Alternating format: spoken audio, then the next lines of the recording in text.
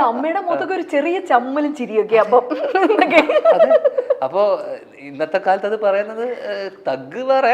പക്ഷേ എന്നാൽ പോലും നമ്മളതൊക്കെ എല്ലാവരും പറഞ്ഞ പോലെ അവിടെ അവിടെ ഇരിക്കുന്ന ഭീകരന്മാർ കുറെ പേര് ഇരിക്കുന്നുണ്ട്. പൊളിറ്റിക്കൽ കറക്റ്റ്നെസിന്റെ പലരും, രാഷ്ട്രീയക്കാരായിക്കോട്ടെ മന്ത്രിമാരും ഉൾപ്പെടെ എല്ലാവരും ചിരിച്ചു.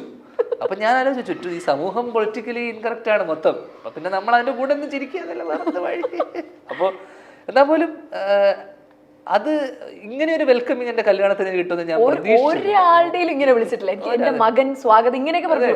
ഞാൻ മകൻ എന്ന് വിശ്വസിക്കുന്നു. അത് തല 2 ദിവസം മുന്നേ തന്നെ ആലോചിച്ച് പുള്ളി എന്ത് പറഞ്ഞിട്ട് ഇവനെ നാറ്റിക്കുന്നു പറഞ്ഞ് പ്രിപ്പയർഡ് ആയിട്ട് വന്നതുപോലെ എനിക്ക് ഫീൽ ചെയ്തു. നമ്മളെ ചില സാധനങ്ങളെ ഒന്ന് പ്രിപ്പയർ ചെയ്യല്ലോ, അതുപോലെ എന്നെ വന്നിട്ടൊന്ന് അധിക്ഷേപിക്കാൻ വേണ്ടി തന്നെ. ഇതുപോലെ വേറെ എവിടെയെങ്കിലും ഇങ്ങനെയൊക്കെ പറഞ്ഞിട്ടുണ്ടോ? ഞെട്ടിയ എന്തെങ്കിലും ഉണ്ടോ ശ്രീനിയായിട്ട് വന്നിട്ട്? ഒരുപാട് എന്ന് വെച്ച് കഴിഞ്ഞാൽ എന്നെ പണ്ട് സ്ഥിരമായിട്ടുണ്ടായിരുന്ന ഒരു ശീലം പുള്ളിയുടെ എന്ന് വെച്ച് കഴിഞ്ഞാൽ, ഞാൻ പുള്ളി കൂട്ടുകാരൊക്കെ കൂടെ ഒരുമിച്ചിരിക്കുന്ന സമയത്ത് ഇടയ്ക്ക് രാത്രി കാലങ്ങളിൽ പുള്ളിയുടെ മദ്യപാന സഭകളിലൊക്കെ ഇടയ്ക്ക് എന്നെ വിളിപ്പിക്കും. രാത്രിയൊക്കെ ആകുമ്പോൾ വിളിപ്പിച്ചിരുത്തിയതിനു ശേഷം ആദ്യം ഞാനിത് രണ്ട് സ്ഥലത്ത് പറഞ്ഞിട്ടുള്ളൂ. ആദ്യം വിനീതിനെ പോലെയല്ല, ഭയങ്കര കൃത്യമായിട്ട് സിനിമയെ പറ്റി ഭയങ്കര ഹ്യൂമർ സെൻസ് ആണ് അവനേക്കാളെന്നൊക്കെ പറഞ്ഞ് ആദ്യം ഇതിനകത്ത് 2 വാക്ക് പൊക്കി പറയും. പിന്നെ എൻ്റെ അതേ സ്വഭാവമാണ്. പൊക്കി പറഞ്ഞ 2 മിനിറ്റ് കഴിഞ്ഞാൽ പക്ഷെ ഒന്നിനും കൊള്ളാത്തൊരു യൂസ്ലെസ്, ഇവനെപ്പോലൊരു പഠിക്കുകയില്ല, ഒന്നും ചെയ്യുകയില്ല, കുറേ പെണ്ണുങ്ങളിവിടെ ഇങ്ങനെ വെറുതെ നടക്കാൻ വെറും ഇങ്ങനെ എന്നെ അടിച്ച് എന്താ പറയണ്ടേ, again politically incorrect.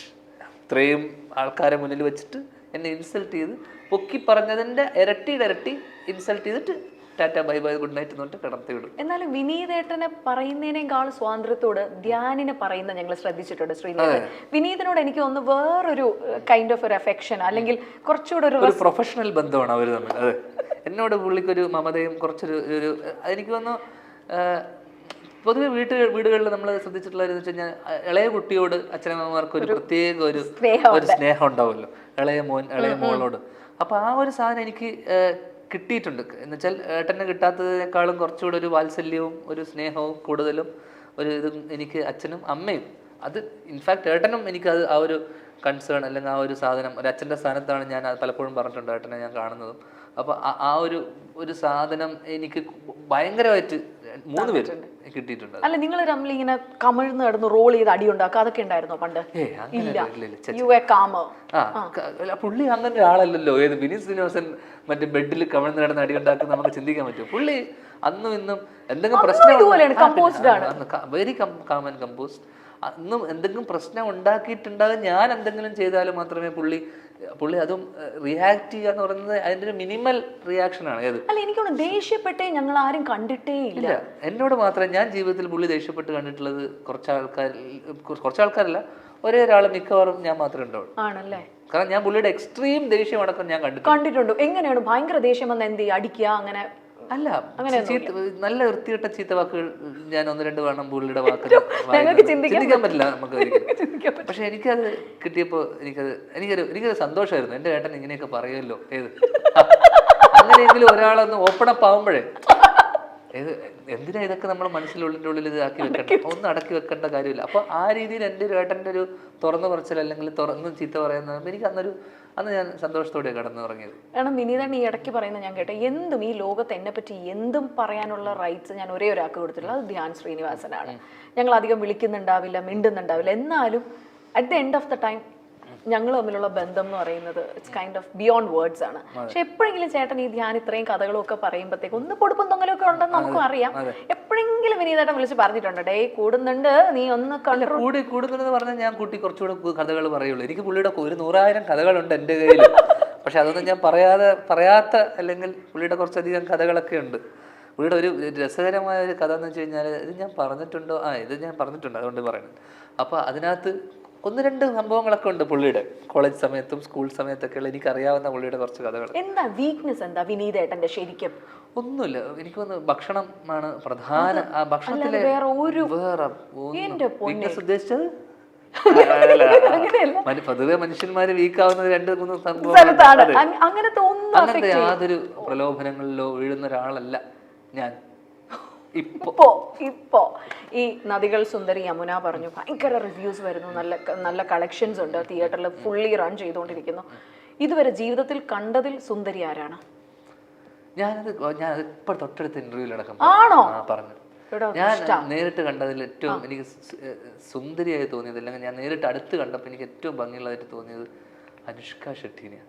Anushka Shetty. ഞാൻ അത്രയും അടുത്തുനിന്ന്, കാരണം അവർ സിനിമയിൽ വന്ന സമയത്ത് ഞാനും ഏട്ടനൊരു സ്ഥലത്ത് ഭക്ഷണം കഴിക്കാൻ പോയപ്പോൾ ദൂരെ എന്നിട്ട് എനിക്ക് ആരാന്ന് മനസ്സിലായില്ല. അവർ തിരിച്ച് നടന്നു വരുമ്പോൾ ഞാൻ ക്രോസ് ചെയ്ത് പോകുമ്പോൾ അവരെ കണ്ടു.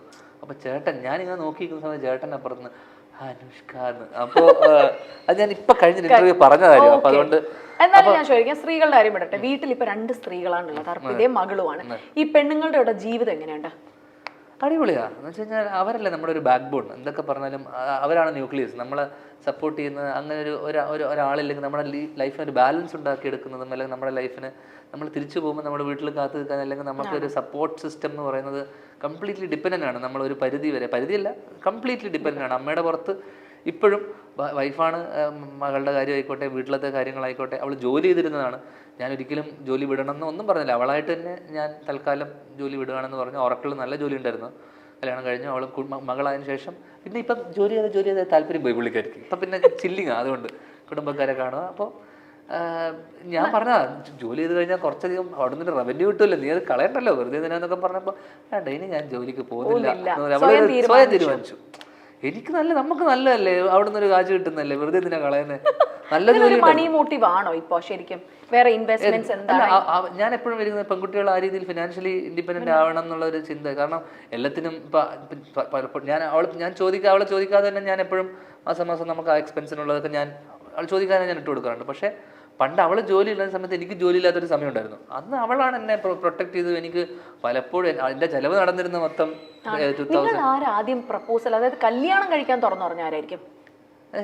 നമ്മൾ രണ്ടുപേരും തീരുമാനിച്ച ആ സമയം ഒരു സമയമായപ്പോഴേക്കും രണ്ടുപേരും. എന്നാൽ ഈ മദ്യപാനം ഒക്കെ ഉണ്ടായിരുന്ന സമയത്തായിരുന്നില്ലേ ഇതെല്ലാം? അർപ്പിതൊക്കെ അറിയായിരുന്നു, എല്ലാം കംപ്ലീറ്റ് പാസ്റ്റ് അറിയായിരുന്നു. ഇതൊക്കെ ചെയ്യുമായിരുന്നെങ്കിലും ഞാനൊരു നല്ല മനുഷ്യനായിരുന്നു ഉള്ളിൻ്റെ ഉള്ളിൽ. അങ്ങനെ ഇതൊക്കെ ചെയ്യുന്ന ആൾക്കാർ വൃത്തികെട്ടവന്മാരാ? അല്ല അല്ല അല്ല അല്ല ചെയ്യുന്ന ആൾക്കാരിലും നന്മയുണ്ടെന്നേ. നമുക്ക് കള്ളുകൂടി ഇതൊക്കെ നമ്മളെ ഹാബിറ്റ്സും നമ്മളെ സുഹൃത്തുക്കളുടെ ഇടയിൽ ചെയ്യുന്ന കാര്യങ്ങളല്ല. നമ്മുടെ ഒരു ക്ലോസ് സർക്കിൾ ഇല്ലാത്തോണ്ട്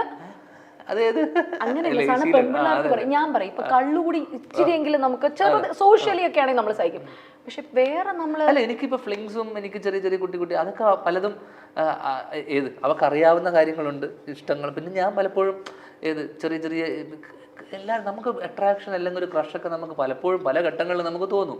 അതൊന്നും നമ്മൾ ക്യാരി ചെയ്യുന്നില്ല എന്ന് മാത്രമല്ലേ ഉള്ളൂ. നമ്മൾ വീട്ടിലോട്ട് കൊണ്ടുപോയാൽ ടേക്ക് ഹോം അല്ല നമ്മൾ, കാരണം നമുക്കൊരാളുണ്ടല്ലോ, നമുക്കായിട്ടൊരാൾ. അപ്പം പിന്നെ അയാളോടത്തോളം പിന്നെ നമ്മൾ അയാളോട് നമ്മൾ സന്തുഷ്ടയാണെങ്കിൽ പിന്നെ എന്തിനാണ് നമുക്ക് വേറൊരാളുടെ ആവശ്യമുണ്ട്? Correct, you said the point. അപ്പോൾ ഇനി ഒരു ചെറിയൊരു സെഗ്മെന്റ് ആണ്, വേറൊന്നുമില്ല. 2 സെഗ്മെന്റ് ഉണ്ട്. ഇതിൽ വളരെ സിമ്പിൾ ആണ്. ഞാൻ കുറച്ച് ആക്ടേഴ്സിന്റെ പേര് പറയും. ഇത് വളരെ ഫേമസ് ആയിട്ടുള്ള ഒരു ഗെയിമിംഗ് ആണ്, വേറൊന്നുമില്ല. ഇവര് സിനിമാ നടന്മാരല്ലായിരുന്നു എങ്കിൽ എന്തെങ്കിലും എനിത്തിങ് വെറൈറ്റി പറയണേ, എനിത്തിങ്. ഓക്കെ, ഇവരല്ലായിരുന്നെങ്കിൽ ഇവരെന്തായിരിക്കും ചെയ്യാൻ സാധ്യതയുള്ളത്? ഇൻ യുവർ ഭാവന. പുതിയ സാധനമാണേ. ഒന്നാമത്തെ പേര് ഷൈൻ ടോം ചാക്കോ. ഷൈൻ ടോം ചാക്കോ എന്താ പറയണ്ടേ, ബാർട്ടൻഡറോ അല്ലെങ്കിൽ അല്ലേ ഒരു ഓളം അതിന് അല്ലേ, ബാറില് DJ ബാർട്ടൻഡർ നല്ലതല്ലേ? അങ്ങനെ അതാകുമ്പോ അവിടെ നിന്ന് എടുത്തു കൊടുക്കുകയും ചെയ്യാം, പുള്ളി സൈഡിൽ നിന്ന് അടിക്കുകയും ചെയ്യും, പരിപാടി നടക്കും. ഹാപ്പി ആയിരിക്കും. അടുത്തത് ഹണി റോസ്. എനിക്ക് അറിയില്ല പുള്ളിക്കാരി ആക്ച്വലി. ഹണി റോസ് അങ്ങനെ അറിയില്ല പുള്ളി പേഴ്സണലായിട്ട്. ഷൈൻ എനിക്ക് അറിയാവുന്നതുകൊണ്ട് എനിക്ക് അതിനകത്ത് ഇത് പറയാം. എനിക്ക് തീരെ അറിയാത്ത. ഹണി റോസ് എന്നൊക്കെ കേൾക്കുമ്പോ ഇപ്പൊ മനസ്സിൽ വരുന്ന ഒരു കാര്യം, ഹണി റോസ് എന്ന് കേൾക്കുമ്പോൾ വളരെ സുന്ദരിയായിട്ടുള്ള നടി. ഹണി റോസ് ഇതെല്ലായിരുന്നെങ്കിൽ എനിക്ക് തോന്നുന്നു സ്കൂൾ ടീച്ചറൊക്കെ ആയിരുന്നെങ്കിൽ കുട്ടികൾക്കൊക്കെ ഒരു രസമായിരുന്നു അല്ലേ, ക്ലാസ്സിലൊക്കെ കൊച്ചുകുട്ടികൾ. അല്ല, ഞാൻ പറഞ്ഞ ഒരു ഹൈസ്കൂൾ ടീച്ചറൊക്കെ ആയിരുന്നെങ്കിൽ കുട്ടികൾക്ക് ഒരു നമുക്ക് എപ്പോഴും ക്രഷ് പോകുന്ന ടീച്ചർമാരുണ്ടാവും. അതാകുമ്പോൾ നമ്മൾ എല്ലാ ദിവസവും സ്കൂളിൽ പോകും. ഹണി റോസ് ടീച്ചറാണെങ്കിൽ ഒറ്റ ദിവസം പോലും നമ്മൾ മിസ് ചെയ്യില്ല ക്ലാസ്. അങ്ങനെ ഞാൻ പോയിരുന്ന ഒരു കാലം ഉണ്ടായിരുന്നു എനിക്ക്. എനിക്കൊരു നമ്മളെ എപ്പോഴും ടീച്ചർമാർ നമ്മുടെ ഫസ്റ്റ് ക്രഷ് പലപ്പോഴും ടീച്ചർമാരായിരിക്കും പലപ്പോഴും. കാരണം ടീച്ചർമാർ സാരിയൊക്കെ കൊടുത്തു തരുന്ന സമയത്ത് എന്ന് വെച്ചാൽ നമ്മൾ ആ പ്രായത്തിലൊക്കെ കോളേജിൽ പഠിക്കുമ്പോഴും എൻ്റെ ഒരു ക്രഷ് ഉണ്ടായിരുന്നു, ടീച്ചറായിരുന്നു. എന്നുവെച്ചാൽ വലിയ പ്രായ വ്യത്യാസമൊന്നുമില്ല. അപ്പോൾ പലപ്പോഴും അപ്പോൾ എനിക്കൊന്ന് ഹണി ടീച്ചർ ആകുകയാണെങ്കിൽ ഒരു ദിവസം പോലും പിള്ളേർ ആബ്സെന്റ് ഇല്ലാതെ എല്ലാ ദിവസവും ക്ലാസ്സിൽ പോയിരിക്കും. അതിനൊരു കയ്യടി. മോഡൽ, ഈ ഹെയർ ഹോസ്റ്റസ് അങ്ങനെയൊക്കെ പറയുന്നേ സ്കൂൾ ടീച്ചർ. സുന്ദരിയായ ടീച്ചറല്ലേ, അപ്പൊ പിന്നെ സ്വാഭാവികമായിട്ടും ക്ലാസ് മുടങ്ങില്ല. ആണ്. കോളേജ് ആണെങ്കിലും ഓക്കെയാ. അതെ, സെറ്റ്. അടുത്ത് അജു വർഗീസ്.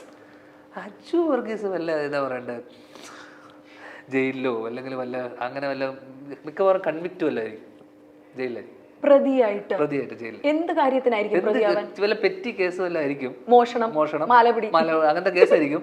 അതിന്റെ കൂടെ വേറെ എന്തെങ്കിലും കേസ് ഉണ്ടെങ്കിൽ അതും ഏറ്റെടുത്തിട്ട് പുള്ളി വേണം ജീവപര്യന്തമൊക്കെ പിടിച്ചിട്ട് അവിടെ വള്ളിയും പിടിച്ചിട്ട് അവിടെ ഇരിപ്പുണ്ടോ. ഈ പണിയൊക്കെ മേടിക്കുന്ന ഒരാളെ. കാരണം ഒരു കാലത്ത് എനിക്കറിയാവുന്ന ഒരാള് ഒരു പബ്ലിക് ന്യൂസൻസ് ആയിരുന്നു, എൻ്റെ ഒരു വേറൊരു വേർഷൻ ആയിരുന്നു ഒരു കാലത്ത്. അപ്പൊ മിക്കവാറും ജോലിയൊന്നും ഉണ്ടാവില്ല, ജയിലിലാവുമ്പോൾ പ്രത്യേകിച്ച് എല്ലാ ജോലിയും ചെയ്യേണ്ടി വരുമല്ലോ. അപ്പൊ അങ്ങനെ അങ്ങ് പോവും. പിന്നെ നയൻതാര വർക്ക് ചെയ്ത ആളാണ്, സംവിധാനം ചെയ്ത ആളാണ്. എനിക്ക് തോന്നുന്നു പൊളിറ്റീഷ്യൻ ആയ വെരി ഷാർപ്പ്, വെരി എന്താ പറയണ്ട, പ്രിസൈസ്, കൃത്യമായിട്ട് കാര്യങ്ങൾ അറിയാവുന്ന, അല്ലെങ്കിൽ അവരെ കൃത്യമായിട്ടവർക്ക് മാർക്കറ്റ് ചെയ്യാൻ അറിയാം, അവർ എന്ത് ചെയ്യുന്നു സംസാരിക്കുന്നു കൃത്യമായിട്ടൊരു ധാരണയുള്ളതാണ്. ഇനി ഒരാളും കൂടെ ഉള്ളൂ, ഫഹദ് ഫാസിൽ. ഫഹദിക്ക എനിക്ക് തോന്നുന്നു ഒരു മറ്റേ നമ്മൾ ഇതിൽ കണ്ട പോലെ ഒരു ഭയങ്കര കാർ എന്തൂസിയാസ്റ്റും ഇതൊക്കെ. എനിക്ക് തോന്നുന്നൊരു ഫോർമുല 1 വല്ല റേസറോ വല്ല മറ്റേ ബാംഗ്ലൂർ ഡേയ്സിലൊക്കെ കണ്ട പോലെ. പുള്ളിയുടെ കാറിനോടുള്ള ഭ്രമമൊക്കെ എന്നോട് പുള്ളി പേഴ്സണലായിട്ടൊക്കെ പറഞ്ഞിട്ടുണ്ട്. അപ്പം എനിക്ക് തോന്നുന്നൊരു കാർ റേസറോ അല്ലെങ്കിൽ ആ ലെവലിലോട്ട് ഒരു ഓട്ടോ എന്തൂസിയാസ്റ്റാണ്. അപ്പോൾ അതുകൊണ്ട് തന്നെ എനിക്ക് തോന്നുന്നു ഓട്ടോമൊബൈൽ ബന്ധപ്പെട്ടിട്ടുള്ള എന്തെങ്കിലും പരിപാടിയിലായിരിക്കും. അങ്ങനെ ആയിരിക്കും. അപ്പോൾ ഇത്രയും പേരുടെ ഞെട്ടിപ്പോയിട്ട് ഒരാളെയും കൂടെ ചോദിക്കാൻ പറ്റുന്നുണ്ട്, കോമൺ ക്വസ്റ്റ്യൻ, പൃഥ്വിരാജ്. രാജുവേട്ടൻ എനിക്ക് തോന്നുന്നു ഈ ചിലപ്പോൾ എനിക്ക് തോന്നുന്നു ഈ രാജ്യത്ത് തന്നെ ജനിക്കേണ്ട ആളാണെന്ന് എനിക്ക് തോന്നിയിട്ടില്ല. എന്ന് വെച്ച് കഴിഞ്ഞാൽ ചിലപ്പോൾ വിദേശത്തോ അല്ല, അല്ലെങ്കിൽ ഇപ്പോൾ കാരണം അത്ര ആ ലെവലിൽ പുള്ളിക്ക് കാരണം അത്ര നന്നായിട്ട് സംസാരിക്കാൻ അറിയാം. ഓക്കെ, ഭയങ്കര gentleman, like very good looking, ഈ പറഞ്ഞ ഒരുവിധം എല്ലാത്തിൻ്റെയും ഒരു എപ്പിട്ടമിയാണ്, ഒരു പാക്കേജാണ് പുള്ളി, ഓൾ ഇൻ ഓൾ.